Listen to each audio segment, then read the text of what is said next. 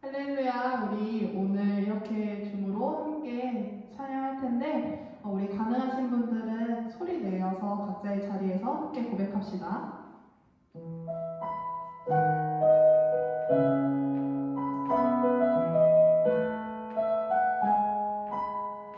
우리 각자 예배드리고 있을 여러분들의 삶 가운데 하나님의 사랑이 가득하기를 축복한다고 우리 줌 화면에 보이는 얼굴들 바라보며 함께 고백합시다.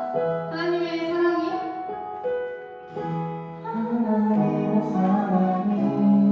당신의 삶 가운데 가득하기를 축복합니다. 하나님의 은혜가 우리 가운데 가득하길 기도합니다. 한번 더 하나님의 사랑이 하나님의 사랑이 당신의 삶 가운데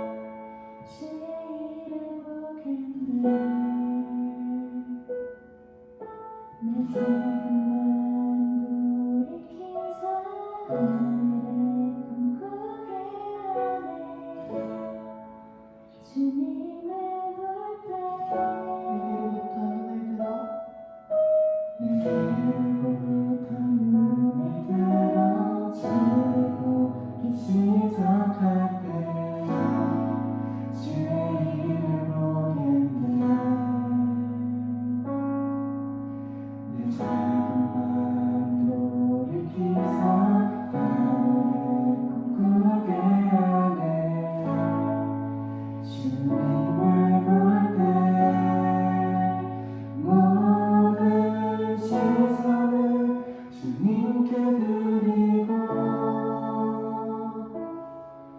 살아계신 하나님을 느낄 때내 삶은 주의 역사가 되고 하나님이 일하기 시작하네.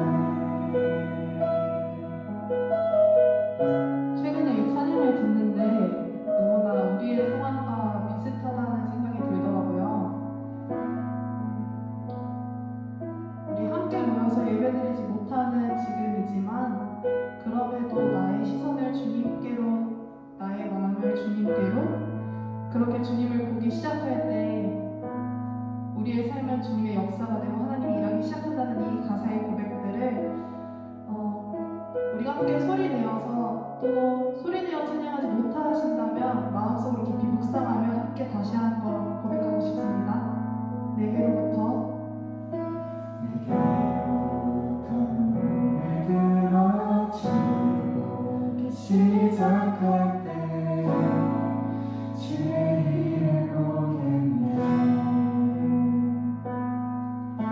내 자랑도 돌이키사 꿈꾸게 하네. 주님을 볼 때 성령이 나를 변화시켜 사랑하시며 사랑하시네.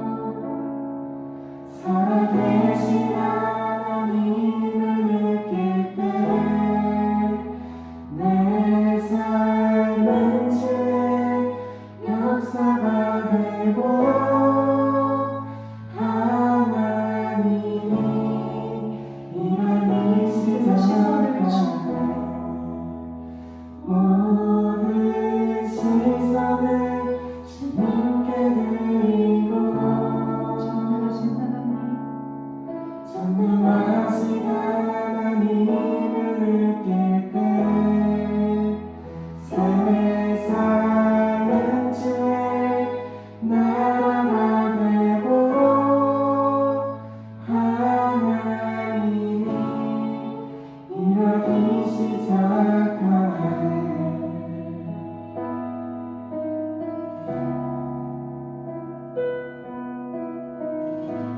우리 그 어떠한 상황 속에서도 주님을 찬양하겠다 함께 고백합시다. 모든 상황 속에서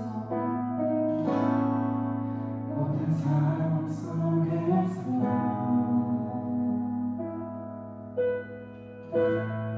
주를 찬양할지라.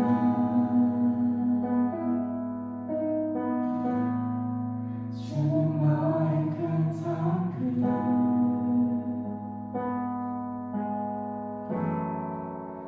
큰 도움이시라.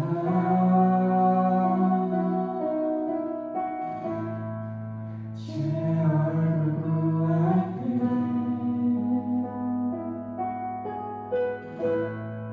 주의 영을 부르사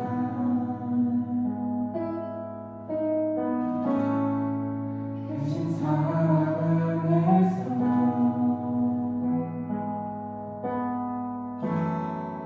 주를 보게 하소서.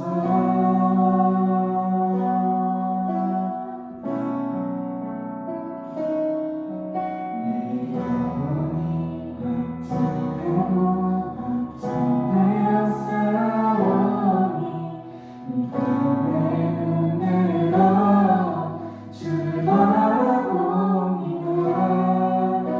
내 영혼이 확정되고 확정되어 싸우니 믿음의 눈을 들어 주를 바라봅니다. 내 영혼이 확정되고 내 영혼이 확정되고 확정되어 싸우니 믿음의 눈 들어 주를 바라봅니다. 내 영혼이 확정되고 확정되어 싸우니 믿음의 눈 들어 우리 한 번 더 고백합시다. 내 영혼이 확정되고 확정되었사오니 내 영혼이 확정되고 확정되어 싸우니 믿음의 눈 들어 주를 바라봅니다. 내 영혼이 확정되고 확정되어 싸우니 믿음의 눈 들어 주를 바라봅니다. 아멘. 우리 이 시간 말씀을 듣기에 앞서 잠시 기도로 잠잠히 나아갑시다. 우리의 영혼은 주님께 확정되었습니다. 그러니 우리가 이 시간 우리 믿음의 눈을 들어 주님만을 바라보며 나아가겠습니다. 주님, 내 영혼은 주님께 확정되었습니다. 우리 이러한 고백으로 주님께 고백하며 나아갑시다.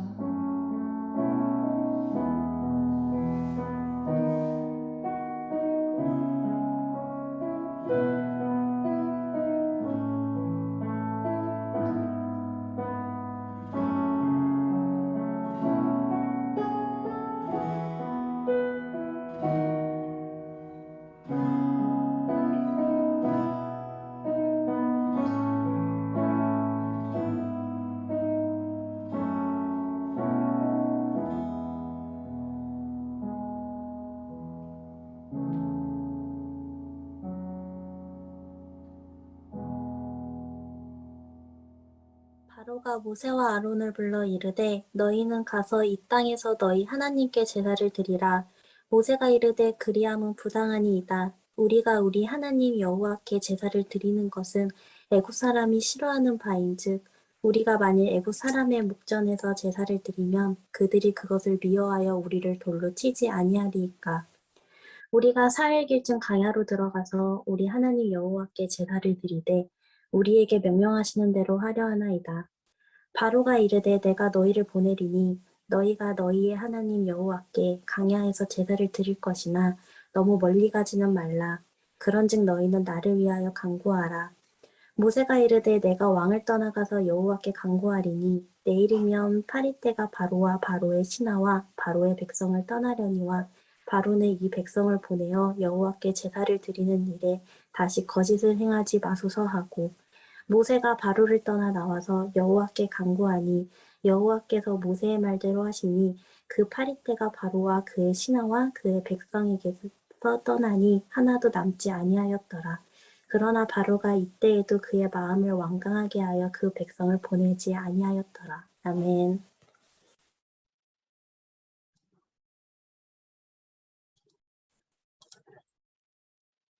샬롬. 하나님의 평강이 이 시간 여러분과 함께 하시길 바랍니다.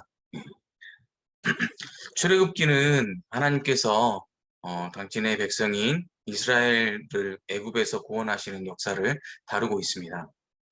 아브라함과 이삭, 야곱에게 주신 하나님께서 그 언약을 기억하시고 애굽에서 이스라엘 민족을 건지시는 이야기입니다.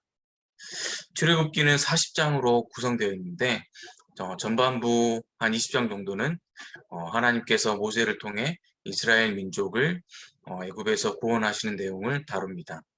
그리고 나머지 20장은 이스라엘 백성을 시내산으로 인도하신 후 율법을 허락하시는 내용입니다. 이스라엘 백성이 하나님을 어떻게 섬겨야 하는지, 하나님께 어떻게 예배드려야 하는지를 가르쳐 주십니다. 그리고 마지막 부분에는 그 말씀에 따라 이스라엘 백성이 성막에서 하나님께 예배드리는 장면이 이어집니다.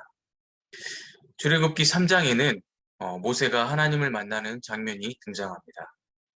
불붙은 떨기나무 아래서 하나님과 대면하는 장면이 인상 깊게 소개되고 있습니다. 나는 스스로 있는 자다 라고 말씀하시며 자신을 소개하신 하나님이 모세에게 바로 왕에게 갈 것을 명하십니다. 바로에게 가서 어떤 말을 해야 하는지 구체적으로 알려주십니다. 출애굽기 3장 18절의 말씀입니다. 히브리 사람의 하나님 여호와께서 우리에게 임하셨은즉 우리가 우리 하나님 여호와께 제사를 드리려 하오니 사흘길쯤 광야로 가도록 허락하소서 하라. 모세는 여호와의 말씀에 따라 바로 왕에게 나아갑니다. 아론과 더불어 가서 하나님의 말씀을 증거하며 선포합니다. 그러나 바로는 더욱 완강한 모습으로 이스라엘 민족을 박해하며 횡포를 부립니다. 당시 이스라엘 백성은 성을 건축하는 데 사용할 벽돌을 굽고 있었는데 그들에게 벽돌 재료를 주지도 않으면서 같은 분량을 만들라고 명령한 것입니다. 이로 인해 이스라엘 백성은 고통 아래 신음하며 탄식하게 되었습니다. 드디어 하나님이 모세를 다시 보내 바로를 만나게 하시고 준비한 10재앙을 바로 앞에서 행하십니다. 이것이 출애굽기 앞부분에 등장하는 내용입니다. 하나님이 재앙을 내리시는 장면을 하나하나 읽다 보면 하나님이 끈질기게 이스라엘 민족을 구원하려고 하시는구나 하는 사실을 깨닫게 됩니다.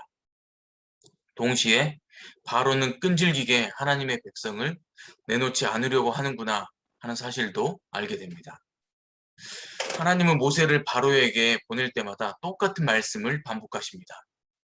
오늘 이곳에서는 두 곳만 살펴보고자 합니다. 8장 1절과 9장 1절의 말씀입니다. 여호와께서 모세에게 이르시되 너는 바로에게 가서 그에게 이르기를 여호와의 말씀에 내 백성을 보내라. 그들이 나를 섬길 것이니라. 여호와께서 모세에게 이르시되 바로에게 들어가서 그에게 이르라.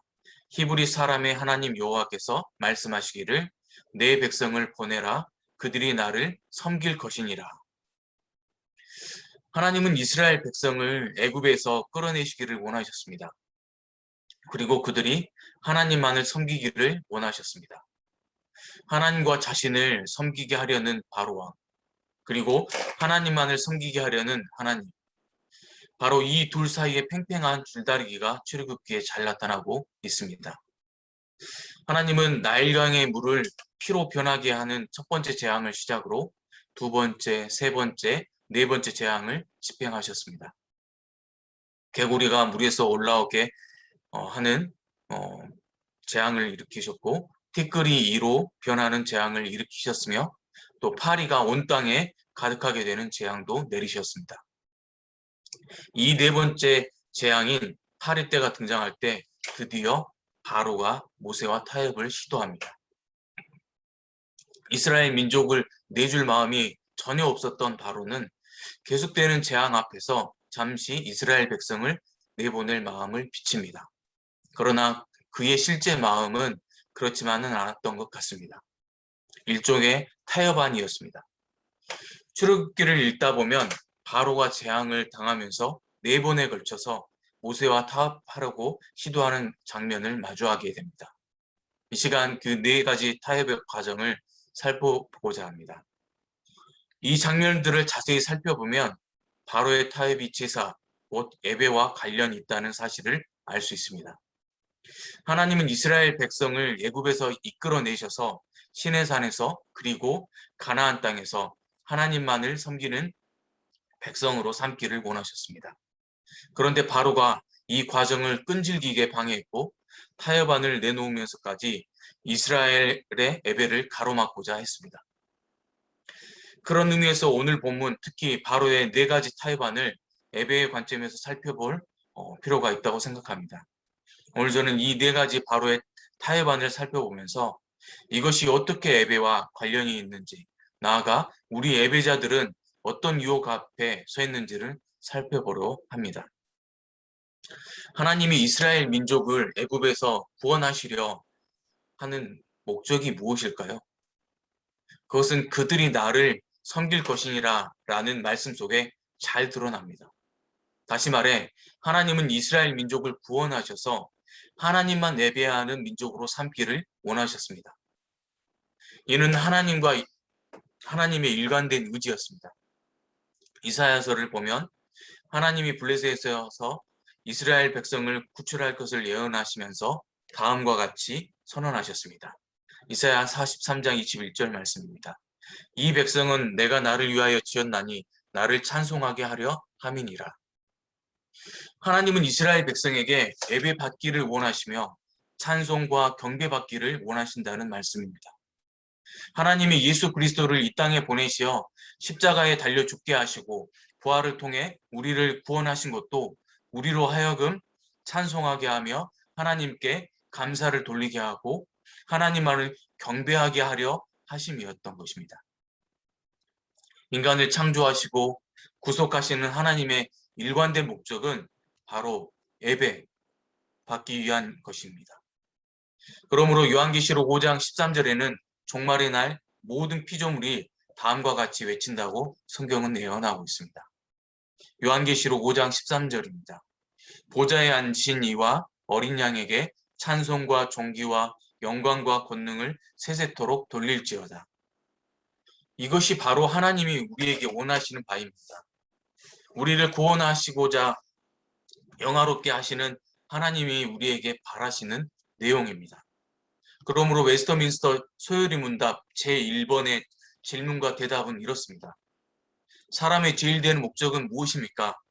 사람의 제일 되는 목적은 하나님을 영화롭게 하는 것과 그분을 영원토록 즐거워하는 것입니다.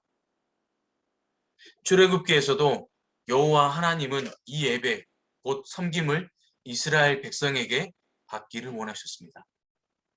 하나님은 이스라엘 백성이 애굽을 떠나 사흘길을 가서 호렙산, 즉 시내산에 이르러 오직 여호와 하나님만을 경배할 것을 기대하셨습니다. 그래서 이스라엘 민족을 출애굽시킬 계획을 세우고 계셨습니다. 이것이 출애굽 사건의 시작이었습니다. 예배를 받으시는 하나님의 구원의 역사인 것입니다. 이와 같은 관점에서 오늘 본문을 다시 한번 살펴보겠습니다. 하나님의 말씀을 따라 온전한 예배, 시내산에서 귀한 예배를 꿈꾸는, 나아가 장차 젖과 꿀이 흐르는 땅에서 드릴 온전한 예배를 꿈꾸고 있는 모세가 등장합니다. 이때 바로는 모세와 아론에게 네 가지 타협안을 제시합니다. 그 첫째 타협안이 오늘 본문 25절에 나타납니다. 바로가 모세와 아론을 불러 이르되 너희는 가서 이 땅에서 너희 하나님께 제사를 드리라. 이 제안은 제사 드리는 것을 허용하는 것처럼 보이기도 합니다. 물론 일부는 허용의 의미가 내포되어 있습니다. 즉, 이 타협안은 너희가 예배는 드리되 사흘길을 나가 예배 드리지 말고 여기 곧 애굽 땅에서 예배를 드려라는 제안입니다. 우선 이 말씀은 평면적인 의미에서 곧 게으름을 피우거나 헌신이나 정성 없이 드리는 예배를 하나님이 기뻐하시지 않는다는 의미로 이해할 수 있습니다. 지금은 팬데믹 상황으로 예배당에 모여 함께 예배 드리는 것이 위험하기 때문에 특수하게 온라인으로 또 집에서 개별적으로 예배를 드리고 있습니다. 하지만 과연 이 시국이 끝난 이후에도 아니 지금에도 단계에 따라 얼마든지 예배당에 나와 함께 예배 드릴 수 있음에도 불구하고 그저 편함을 위해서 인터넷과 같은 편리한 매체로 예배를 드리는 분들이 있습니다. 아니 그것조차도 드리지 않는 분들이 많아졌죠. 온라인 예배를 처음 드릴 때는 정중하게 드리고 은혜도 받았는데 시간이 갈수록 마음이 해이해지고 정해진 예배 시간이 아니라 나중에 녹화된 방송을 보는 정도로 되어가는 이유는 무엇일까요? 예배는 보는 것이 아니라 내 몸과 마음을 드리는 시간인데 줌에서 얼굴도 닫고 인터넷 강의를 듣는 것처럼 예배를 보는 것은 무슨 이유일까요? 온라인 예배가 우리의 신앙을 약하게 하는 것일까요? 바로 그와 같은 유혹을 오늘 본문의 바로 왕의 제안에서 찾아볼 수 있는 것입니다. 예배를 드려라. 그러나 고생할 필요가 있겠니? 사흘길이나 나가서 꼭 예배를 드려야만 하겠니? 그냥 이곳에서 이 방에서 혼자 예배 드리면 안 되겠니? 기도하고 묵상하고 나름 하나님의 말씀을 읽어 내려가면 하나님께서 은혜 내려주시지 않겠니? 그래도 좀 아쉽다면 교회 예배를 인터넷으로 드리면 되지 않겠니? 이와 같은 타협안입니다. 물론 어쩔 수 없이 매체를 통해 예배 드릴 수밖에 없는 분들이 있습니다. 몸이 연약해서 혹은 먼 곳에서 일하기에 홀로 예배 드리는 분들이 있습니다. 또 나이가 들어 고동이 불편해 안타까운 심정으로 인터넷 예배를 드리는 분들도 있을 것입니다. 그런 분들까지 마음의 부담을 가질 필요는 없습니다. 하지만 여기에서라는 이 말 앞에 부담을 가져야 할 분들이 있을 것입니다. 편의성과 편리함으로 계산되는 예배는 하나님이 원하시는 진정한 예배가 아니기 때문입니다. 여기에서라는 말이 가지는 곧 또 다른 의미에서는 애굽에서라는 의미입니다. 이 말의 뜻은 무엇입니까? 이 세상 속 곧 이 세상의 권력이 지배하는 곳, 사탄의 힘이 지배하는 이곳에서 하나님을 예배하라는 말입니다. 애굽은 다양한 신들을 섬기는 땅이었습니다. 강의 신, 땅의 신, 하늘의 신, 대기의 신, 그 외에도 다양한 신들을 섬기면서 하나님도 동시에 섬기라고 제안하고 있는 것입니다. 이 말은 세상과 하나님을 동시에 섬기고 예배하자는 제안입니다. 세상도 예배하고 하나님도 예배하라는 것입니다. 이 말은 세상의 원리와 원칙을 따르는 사람이 그 원칙과 삶의 자세를 버리지 않는 채 하나님께도 예배할 수 있다는 의미입니다. 한 걸음 더 나아가 이 유혹은 세상의 원리와 방식을 따라 살면서 마치 장신구처럼 십자가 목걸이를 걸고 살아가듯이 교회에 다니는 것도 괜찮다는 유혹과도 같습니다. 그러나 모세는 단호히 제안을 거절합니다. 그리함은 부당하다 하나이다. 또한 모세는 분명히 말합니다. 우리가 사흘길쯤 광야로 들어가서 우리 하나님 여호와께 제사를 드리되 우리에게 명령하시는 대로 하려 하나이다.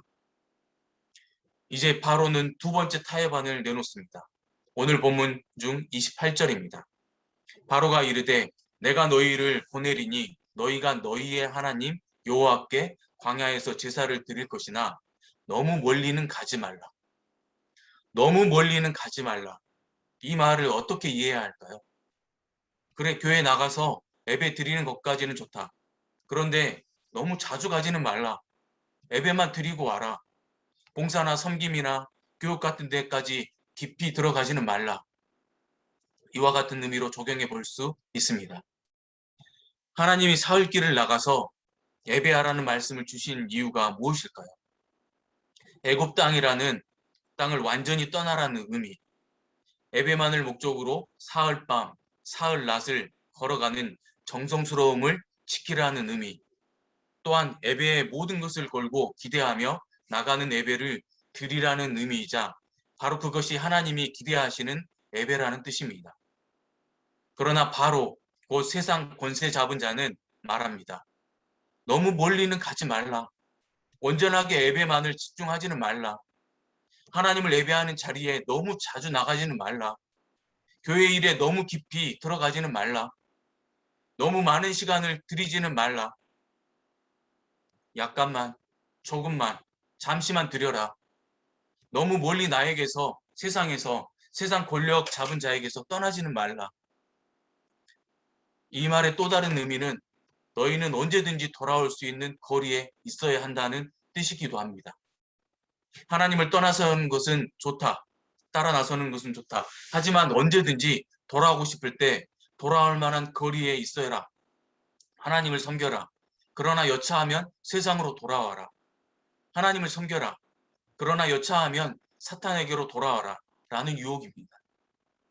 한 발은 세상에, 한 발은 교회에 두고 예배하라는 의미입니다. 그러나 이와 같은 방식으로 예배에 실패할 가능성은 무지 높습니다. 오직 사흘길을 떠나는 그 길, 그 여정에서만 우리는 하나님께 온전히 예배를 드릴 수가 있습니다. 성경 말씀을 읽다 보면 참으로 신기함을 느낄 때가 많습니다. 오늘 말씀처럼 평범한 바로의 이야기 속에 숨겨진 세상 유혹과 사탄의 유혹을 발견할 수 있기 때문입니다. 또한 오늘 본문에 나오지는 않지만 10가지 재앙 속에서 바로의 세 번째, 네 번째 타협안이 나타납니다. 그중 세 번째 타협안은 8번째 재앙인 메뚜기 재앙을 경험한 후에 제시됩니다. 출애굽기 10장 10절에서 11절 말씀입니다. 바로가 그들에게 이르되 내가 너희와 너희의 어린 아이들을 보내면 여호와가 너희와 함께함과 같으리라. 보라, 그것이 너희에게는 나쁜 것이니라. 그렇게 하지 말고 너희 장정만 가서 여호와를 섬기라. 이것이 너희가 구하는 바니라. 바로의 세 번째 유혹은 너희가 예배하러 가기 위해 사흘길을 가는 것까지도 허락할 수 있다. 그러나 아이들을 데리고 가지 말라. 너희만 가라. 장정들만 가라는 것입니다. 언뜻 보면 괜찮은 제안인 것처럼 보입니다. 그러나 이 말 속에는 엄청난 함정이 숨어 있습니다. 사흘길을 가는 것이 어려우니 아이들을 남겨놓고 다녀오라는 말은 선의의 제안처럼 보입니다. 아이들까지 그 어려운 사흘길을 떠나야 할 이유가 무엇이겠습니까? 그저 편하게 장정들만, 어른들만 다녀오면 되지 않겠습니까? 아이들도 나중에 장정이 된 후에 나서면 되지 않겠습니까?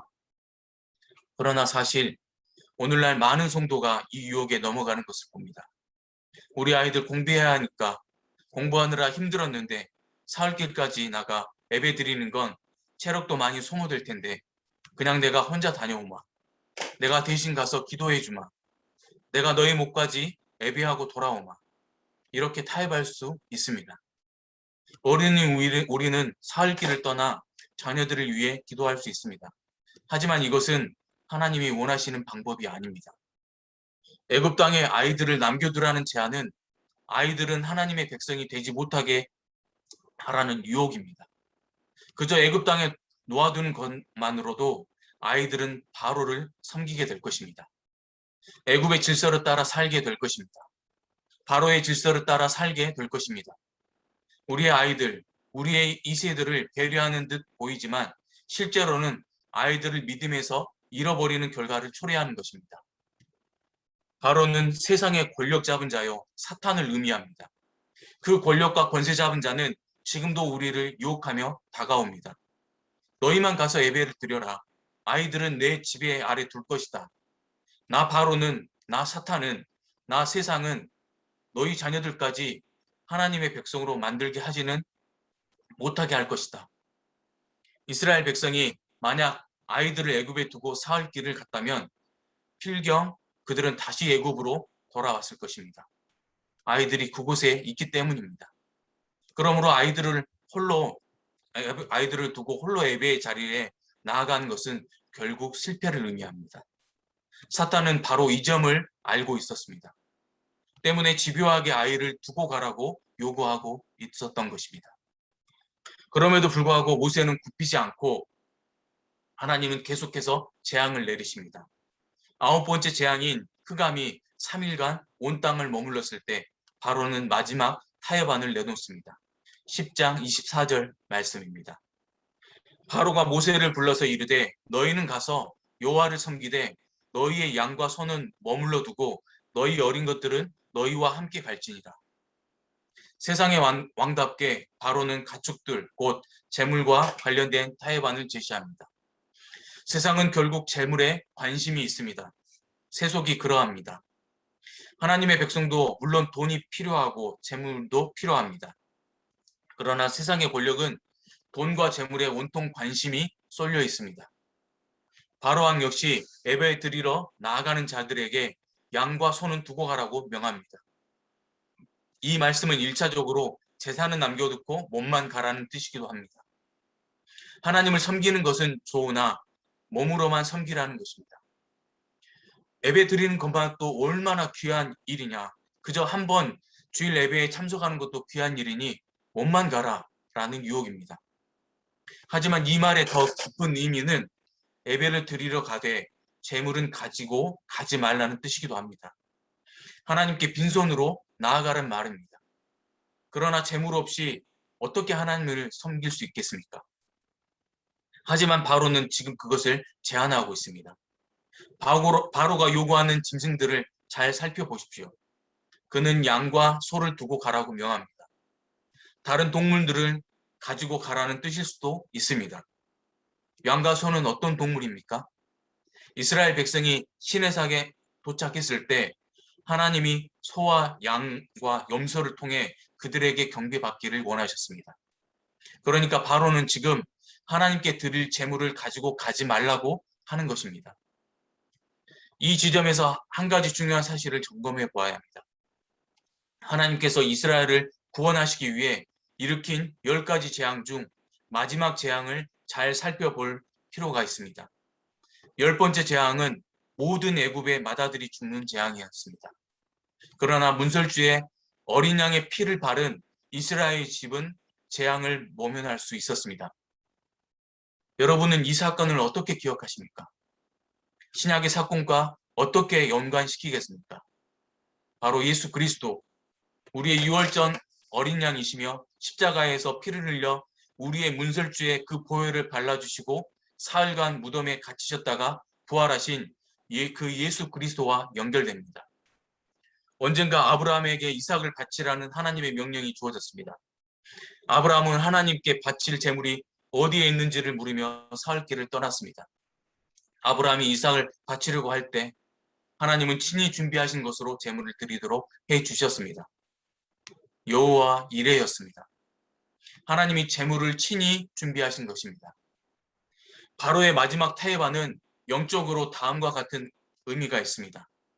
예배는 드리되 몸만 가라. 소와 양은 남겨두고 가라. 이 말은 우리를 구속하시고 하나님과 온전하게 연결해 주신 유일한 재물이신 예수 그리스도와 상관없이 예배를 드리라는 유혹인 것입니다. 우리를 위하여 유일하고 온전한 재물이 되신 예수님, 그분과 함께 우리는 예배의 자리로 나아가야 합니다. 그러나 바로 곧 사탄은 우리에게 빈손으로 그저 너의 힘으로 예배의 자리에 나아가라고 유혹합니다. 그냥 나아가도 된다고 유혹합니다. 그러나 우리에게는 피가 필요합니다. 주님의 보혈이 필요합니다. 참다운 예배자는 온전하고 유일하신 재물인 예수 그리스도를 통해서만 진정한 예배자가 될 수 있기 때문입니다. 바로는 모세에게 4가지 유혹을 하며 다가왔습니다. 오늘 우리 예배자들에게도 세상의 권세자인 사탄은 수없이 유혹합니다. 여기 이 세상에서 예배를 드려라. 이 세상에서 너무 멀리 떠나지는 말라. 아이들을 두고 너희만 예배를 드려라. 재물을 놓아두고 빈손으로 나아가라. 사랑하는 여러분, 이 유혹 앞에서 우리는 무슨 말로 대답해야 하겠습니까? 오늘 본문 27절에서 모세는 말합니다. 우리가 사흘 길쯤 광야로 들어가서 우리 하나님 여호와께 제사를 드리되 우리에게 명령하시는 대로 하려 하나이다. 우리 주님도 40일을 굶으신 뒤에 사탄의 유혹 앞에서 이렇게 선포하셨습니다. 사탄아 물러가라. 기록되었으되 주 너의 하나님만 경배하고 다만 그를 섬기라 하였느니라. 하나님은 지금도 온전한 예배자를 찾고 계십니다. 기도드리겠습니다.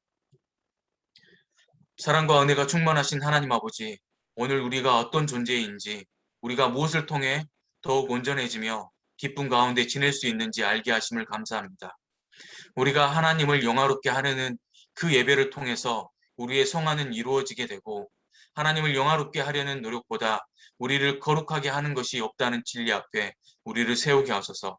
하지만 사탄은, 세상은 우리가 주님과 가까이 지내는 것을 원치 않아 예배의 자리로부터 틈만 나면 멀어지게 하려고 합니다. 사랑의 주님, 우리를 어둠의 세력으로부터 보호하시고 주님만을 예배하고자 하는 우리의 마음을 지키게 하옵소서. 우리를 사랑하시어 참된 예배를 보여주신 예수님의 이름으로 기도합니다. 아멘.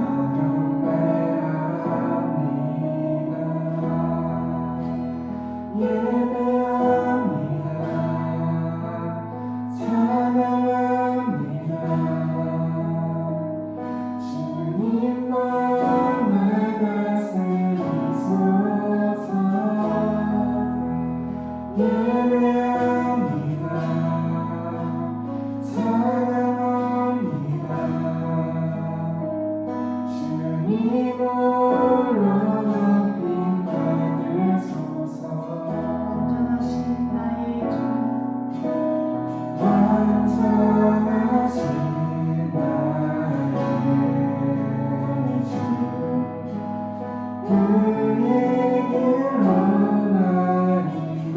인도하소서.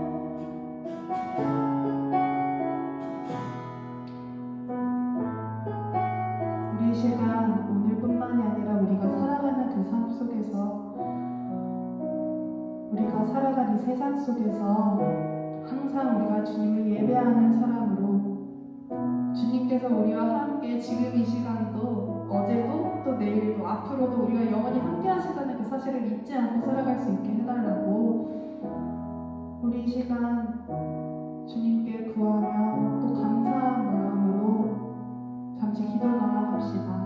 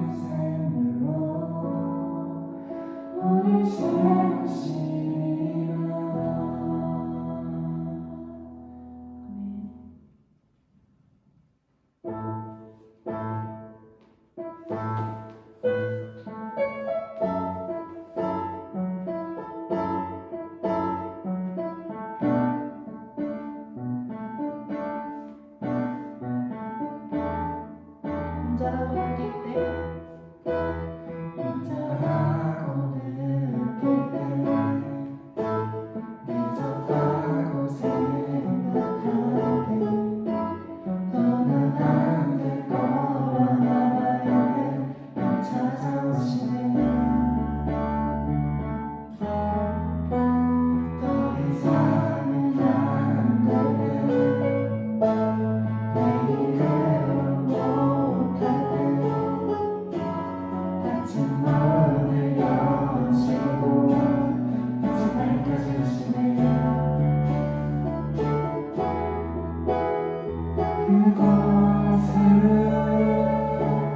아직은 미약한 주가 맡겨주시니 나아가려 하네